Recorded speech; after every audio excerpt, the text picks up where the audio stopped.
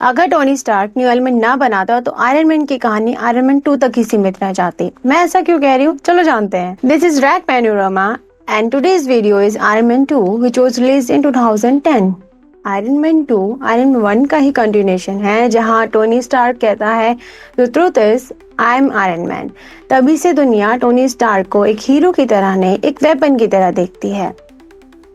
Government को उसका suit चाहिए, आर्मी को उसकी पावर और राइवल्स को उसकी टेक्नोलॉजी चाहिए। किसको पावर नहीं पसंद? Even North Korea is trying to build one. लेकिन आयरनी देखो, जिस आर्क रिएक्टर ने टोनी को जिंदा रखे हुआ था वही उसे धीरे धीरे मार रहा है।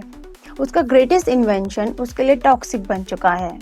दूसरी तरफ इवान वैंको, एक फिजिसिस्ट जिसके फादर टोनी स्टार्क के फादर हावर्ड स्टार्क के पार्टनर थे, अब वो राइवल बन चुका है और टोनी स्टार्क से रिवेंज लेना चाहता है। इवान के फादर इवान को कहते हैं कि आयरन मैन तुम्हें बनना था। वहीं से इवान वैंको आर्क रिएक्टर की टेक्नोलॉजी पावर्ड इलेक्ट्रिक विप्स बनाता है। और मोनाको रेस ट्रैक वाला सीन जहां पेपर टोनी स्टार्क का सूट लेकर आती है, उस सीन में कार्स का अपोजिट डायरेक्शन में चलना और आयरन मैन का सूट टोनी स्टार्क तक कब पहुंचेगा, ये सब कुछ ऑडियंस के मन में टेंशन क्रिएट करता है।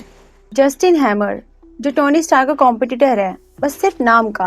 वो एक रिच बिजनेसमैन है जो हैमर इंडस्ट्री चलाता है, वेपन्स बनाता है और आर्मी कॉन्ट्रैक्ट्स लेता है। प्रॉब्लम ये है कि उसे लगता है वो जीनियस है और टोनी स्टार्क को बीट कर सकता है। तो कहते हैं ना, दुश्मन का दुश्मन दोस्त होता है।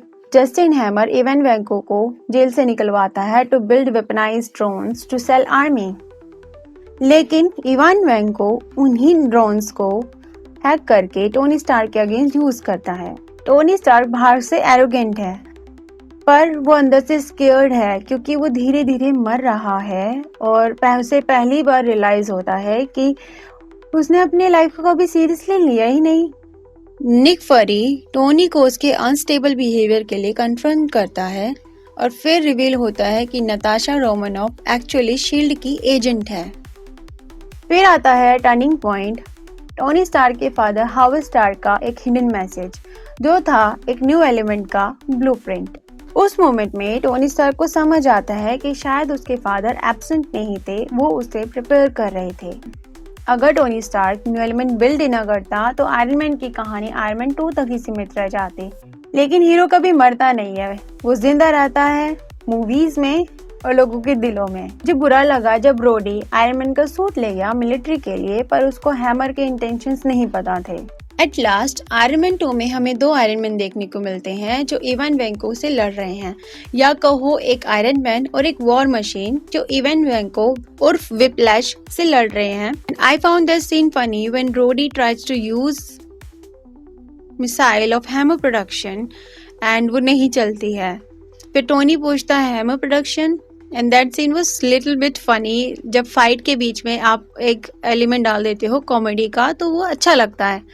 टेंशन जो होती है ऑडियंस के दिलों में उसको वो कम करता है, लेकिन उसी टेंशन को एकदम से इंक्रीज कर देते हैं जब इवान वैंको अपनी चाल चलता है। उस सीन में मैं बहुत ज्यादा टेंस हो गई थी जब सारी फ्लाइंग ड्रोन्स ब्लास्ट होने वाले थे एंड आयरन मैन को याद आता है पेपर एंड टिक टिक टिक हो रही है। Then he say paper pots and their kiss scene, जिसके लिए I waited since the Iron Man 1.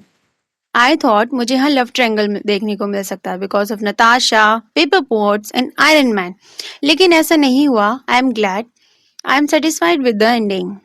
I was disappointed a little because Iron Man 2 में हल्क का कोई लिंक नहीं दिखाया गया। मैं ऐसा क्यों कह रही हूँ, क्योंकि अगर आप देखोगे द इनक्रेडिबल हल्क, वहाँ पर जो है आयरन मैन का कैमियो दिखाया गया है एंड उसमें ऐसा दिखाया गया है कि आयरन मैन जो है और हल्क जो है मिलकर कुछ कर रहे हैं।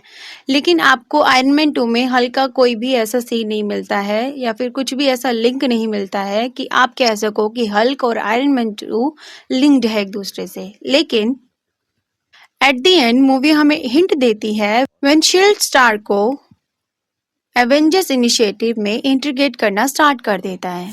तू खुश है, तू खुश है, तू खुश है, खुश हूँ मैं।